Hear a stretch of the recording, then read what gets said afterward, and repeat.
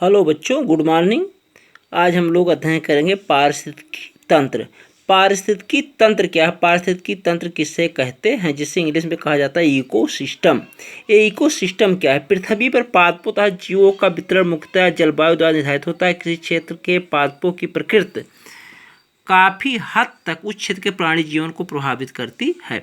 अब देखिए सरल भाषा में, एक ही वातावरण में पेड़ पौधों जीव जंतुओं के आपसी संबंध के अध्ययन को हम पारिस्थितिकी तंत्र कहते हैं। एक ही वातावरण में रहने वाले पेड़ पौधे जीव जंतुओं के आपसी संबंध के अध्ययन को, जैसे पेड़ पौधे होते हैं, जीव जंतु जो होते हैं एक दूसरे पर आश्रित होते हैं, एक दूसरे का सिस्टम होता है, तो इसी को हम कहते हैं पारिस्थितिकी तंत्र। अब इसमें देखिए पारिस्थितिकी तंत्र क्या है।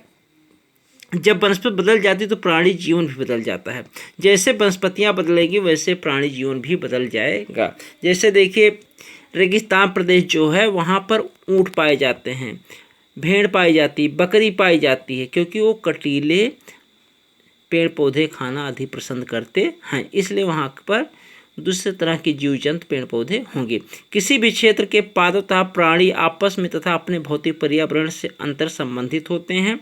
जो पेड़ पौधे होते हैं, जीव जंतु होते हैं, एक दूसरे से संबंधित होते हैं और एक पारिस्थितिकी तंत्र का निर्माण करते हैं। मनुष्य भी इस पारिस्थितिकी तंत्र का अविच्छिन्न भाग है। मनुष्य भी इसका एक भाग है।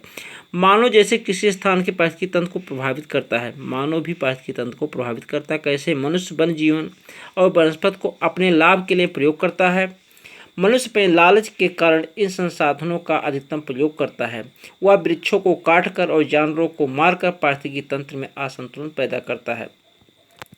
मानव अपने स्वार्थ के लिए, अपने लाभ के लिए पेड़ पौधों का दोहन कर रहा है या उसे नष्ट कर रहा है और पेड़ पौधे वनस्पतियों को भी काट रहा है। इससे जो पारिस्थितिकी तंत्र है उसमें असंतुलन पैदा हो रहा है। उदाहरण के लिए देख सकते हैं कि आज पेड़ पौधे अधिक काटते हुए माने जा रहे हैं, जिससे जंगल का अभाव हो गया है और जो उसमें जीव जंतु भी प्रभावित हो गए हैं और उसका प्रभाव हम लोगों के ऊपर, हमारे फसलों के ऊपर भी पड़ रहा है, जिससे हमारे फसल को नुकसान पहुँचा रहे हैं। आज अब देख लीजिए कि हमारे क्षेत्र में जैसे नीलगाय अधिक हो गई हैं या वन के सूअर अधिक हो गए हैं, वो हमारे फसलों को नुकसान पहुंचा रहे। पहले ये सब यहाँ नहीं थे, जंगलों में, लेकिन जंगल समाप्त हो गया तो रहें कहाँ, उनका भी आश्रय नहीं कहीं, तो इधर उधर वो भटक रहे हैं। परिणाम स्वरूप कुछ प्रजातियों के लुप्त होने का भय होता है। अब जैसे जंगल कम होता जाएगा, जो शेर हैं वो विलुप्त होते जाएंगे, समाप्त होते जाएंगे, क्योंकि अगर ग्रामीण क्षेत्र में या शहरी क्षेत्र में जाएंगे तो आदमी उन्हें मार डालेंगे अपनी सुरक्षा को देखते हुए, इसलिए वहाँ पर नहीं जाएंगे तो नष्ट हो जाएंगे, समाप्त हो। क्या आप जानते हैं भारत धरातल पर एक विशिष्ट प्रकार की वनस्पति या प्राणी जीवन वाले विशाल पारिस्थितिकी तंत्र को जीवोम कहते हैं। जीवोम की पहचान पादप पर आधारित होता है। कह रहा है क्या आप जानते हैं धरातल पर एक विशिष्ट प्रकार की वनस्पति या प्राणी जीवन वाले विशाल पारिस्थितिकी तंत्र को जीवोम कहते हैं। जैसे हमारे धरातल पर विशिष्ट मैंने स्पेशल वनस्पति या प्राणी जीवन वाले विशाल पारिस्थितिकी, इसमें जो कोई स्पेशल जीव जंतु या पेड़ पौधे हैं उसका जो विशाल रूप होता है उसी को हम जीवोम कहते हैं। जीवोम की पहचान पादप पर आधारित होती है, यानी पेड़ पौधे वनस्पतियों पर। अब देखिए वनस्पति के प्रकार। हमारे देश में निम्न प्रकार की प्राकृतिक वनस्पति पाई जाती है। नंबर 1 है उष्णकटिबंधीय सदाबहार वन, उष्णकटिबंधीय पर्णपाती वन, उष्णकटिबंधीय कटीले वन तथा झाड़ियाँ, पर्वतीय वन तथा मैंग्रोव वन। यानी भारत में जो वन पाए जाते हैं मुख्यतः 5 प्रकार के पाए जाते हैं। अब एक एक का हम लोग अध्ययन करेंगे। नंबर 1 आ रहा है आपका, यहाँ डायग्राम के माध्यम से बताया गया है कि कहाँ पर कौन से वन पाए जाते हैं, 5 का बताया गया है। और अगला देखिए, नंबर 1 है आपका उष्णकटिबंधीय वर्षा वन, या इसी को हमें कहते हैं सदाबहार वन। ये वन पश्चिमी घाटों के अधिक वर्षा वाले क्षेत्रों में लक्षद्वीप, अंडमान और निकोबार द्वीप समूह, असम के ऊपरी भागों तथा तमिलनाडु के तट पर सीमित हैं। यानी आपको बता रहा है आपके पूर्वी भारत में और दक्षिणी भारत में ये वन पाए जाते हैं। ये उन क्षेत्रों में भली भांति विकसित हैं जहां 200 सेंटीमीटर से अधिक वर्षा के साथ एक थोड़े समय के लिए शुष्क ऋतु पाई जाती है। यहाँ पर वर्षा जो होती है 200 सेंटीमीटर, एक सरल इसका फार्मूला है, जान लीजिए। जहाँ पर 200 सेंटीमीटर से अधिक वर्षा होता है वहाँ पर सदाबहार यानी उष्णकटिबंधीय वर्षा वन पाए जाते हैं। इन वनों में वृक्ष 60 मीटर या इससे अधिक ऊंचाई तक पहुँचते हैं। जहाँ पर 200 सेंटीमीटर से अधिक होगा वहाँ पेड़ पौधे वनस्पतियाँ जो होंगी 60 मीटर से अधिक होंगी। चूँकि ये क्षेत्र वर्ष भर गर्म तथा आर्द्र रहते हैं, अतः यहाँ पर हर प्रकार की वनस्पति, वृक्ष, झाड़ियाँ तथा लताएँ उगती हैं और वनों में इनकी विभिन्न ऊंचाइयों के कई स्तर देखने को मिलते हैं। वृक्षों में पतझड़ होने का कोई निश्चित समय नहीं होता, अतः यह वन साल भर हरे भरे रहते हैं। अब उदाहरण के लिए देखिए, जैसे हमारे यहाँ सिर्फ 4 महीने का बारिश होता है, जहाँ पर 12 महीने बारिश होता है वहाँ वनस्पतियाँ कैसे होंगी। उदाहरण के लिए देख लीजिए, जब हमारे यहाँ 3-4 महीने बारिश होता है कितना घास फूस पेड़ पौधे उगाते हैं, कितना उसमें लताएँ उगाती हैं। और वनस्पतियों में एक होड़ होता है, क्योंकि पेड़ पौधों वनस्पतियों के विकास के लिए तापमान और वर्षा का होना आवश्यक है, जो कि दोनों दशाएं पाई जाती हैं। इसलिए पेड़ पौधों वनस्पतियों का तीव्र गति से विकास होता है। आप देख लीजिए पेड़ पौधे जैसे अपने आसपास जो पेड़ पौधे कितना तीव्र गति से वर्षा की ऋतु विकास होता है, कितने घास फूस उगाते हैं, कितनी झाड़ियाँ उगाती हैं। और जहाँ पर 11-12 महीने होता है वहाँ की स्थिति क्या होगी, वहाँ पर तो और उगाएंगे। इन वनों में पाए जाने वाले व्यापारिक महत्व के कुछ वृक्ष आबनूस, एबोनी, महोगनी, रोजवुड, रबड़ और सिकोना है। ये जो पेड़ पौधे हैं ये व्यापारिक दृष्टि से बहुत महत्वपूर्ण हैं।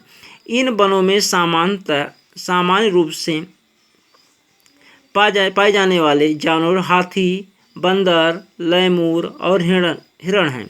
एक सींग वाले गैंडे असम और पश्चिम बंगाल के दलदली क्षेत्र में मिलते हैं। इसके अतिरिक्त इन जंगलों में कई प्रकार के पक्षी, चमगादड़ तथा कई रेंगने वाले जीव भी पाए जाते हैं। यानी यहाँ पर जो आपका वर्षा वन है यहाँ पर ये जीव जंतु पाए जाते हैं, ये पेड़ पौधे पाए जाते हैं। यहाँ पर वृक्षों की ऊंचाई जो होती है 60 मीटर से अधिक होती है और बहुत घने जंगल पाए जाते हैं। या इसी में इसके बाद आपका अध्ययन करेंगे हम लोग उष्णकटिबंधीय पर्णपाती वन, या इसी को पतझड़ वन भी कहते हैं। ये भारत में सबसे बड़े क्षेत्र में फैले हुए वन हैं। इन्हें मानसूनी वन भी कहते हैं और ये उन क्षेत्रों में विस्तृत हैं जहाँ 70 सेंटीमीटर से 200 सेंटीमीटर तक वर्षा होती है। यानी उष्णकटिबंधीय यानी पर्णपाती वन या मानसूनी वन इन्हें कहते हैं, पतझड़ वन में कहते हैं। वहाँ पर पाए जाते हैं 70 सेंटीमीटर से अधिक, 200 सेंटीमीटर से कम वर्षा होता है। इस प्रकार के वनों में वृक्ष शुष्क ग्रीष्म ऋतु में 6 से 8 सप्ताह के लिए अपनी पत्तियाँ गिरा देते हैं। यहाँ जब ठंडी समाप्त होता है, गर्मी का आगमन होता है तो लोग अपनी पत्तियाँ गिरा देते हैं, लेकिन वर्षा वन में ऐसा नहीं होता, वहाँ पर पत्तियाँ नहीं गिराते हैं। जल की उपलब्धता के आधार पर इन वनों को आर्द्र तथा शुष्क पर्णपाती वनों में विभाजित किया जाता है। इनमें से आर्द्र या नम पर्णपाती वन उन क्षेत्रों में पाए जाते हैं जहाँ पर 100 सेंटीमीटर से 200 सेंटीमीटर तक वर्षा होती है। यानी जो आपका पतझड़ वन इसको 2 भागों में बांटा गया है, आर्द्र और नम। जहाँ पर 100 से 200 सेंटीमीटर वर्षा होती है, ऐसे वन देश में पूर्वी भाग, उत्तर पूर्वी राज्यों, हिमालय के गिरिपद प्रदेशों, झारखंड, पश्चिमी उड़ीसा, छत्तीसगढ़ तथा पश्चिमी घाटों के पूर्वी ढालों में पाए जाते हैं। सागौन इन वनों की सबसे प्रमुख प्रजाति जैसे बांस, साल, शीशम, चंदन, रबैर, कुसुम, अर्जुन तथा शहतूत के वृक्ष व्यापारिक महत्व की प्रजातियां हैं। जैसे हम लोगों के यहाँ जो पेड़ पौधे पाए जाते हैं यही पर पर्णपाती वन है या शुष्क वन है। शुष्क पर्णपाती वन उन क्षेत्रों में पाए जाते हैं जहां वर्षा 70 सेंटीमीटर से 100 सेंटीमीटर बीच होता है। ये वन प्रायद्वीपीय पठार के ऐसे वर्षा वाले क्षेत्रों उत्तर प्रदेश तथा बिहार के मैदानों में पाए जाते हैं। विस्तृत क्षेत्रों में प्रायः साल, गौन, साल, पीपल तथा नीम के वृक्ष उगते हैं। इन क्षेत्रों के बहुत बड़े भाग कृषि कार्य के प्रयोग से साफ कर लिए गए हैं और कुछ भागों पर चारण भी होता है। इन जंगलों में पाए जाने वाले जानवर प्रायः सिंह, शेर, सुअर, हिरण और हाथी हैं। विभिन्न प्रकार के पक्षी, छिपकली, सांप और कछुए भी पाए जाते हैं। धन्यवाद और कल।